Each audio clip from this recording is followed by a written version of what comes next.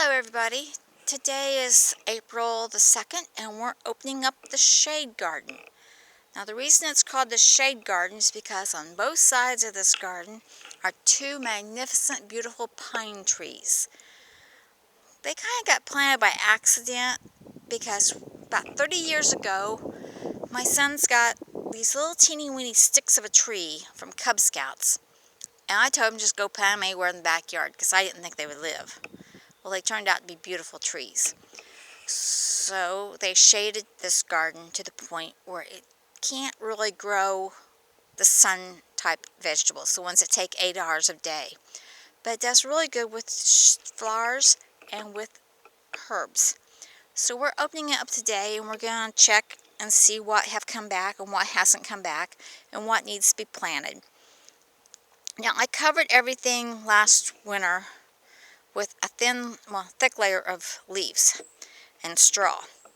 So we'll take some of that straw and leaves off and we'll see what we've got. I've already done that on the far end and I can tell my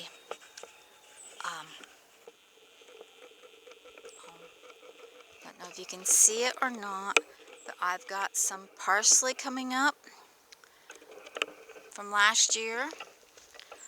I've got a bunch of oregano coming.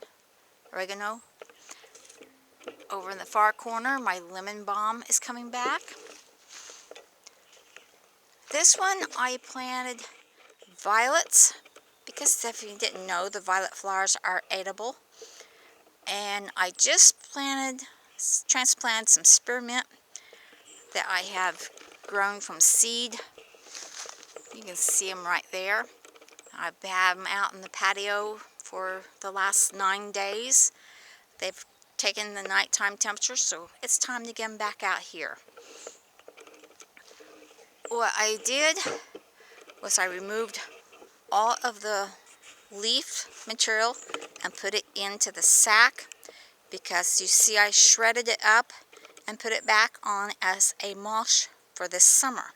It will help keep the moisture into the soil. Also, I've added some of that compound for each time I plant. I put a handful of the vermiculite, cow manure, peat moss mixture into the trough that I make to plant the flowers. So we are going to go on and we're going to plant some violets and some rosemary and some thyme in here today. And kind of a hint, if you plant rosemary and lavender, do not plant them next to each other on your seed tray unless you label every one of them, because I'm having a heck of a time trying to decide if it's rosemary or is it lavender.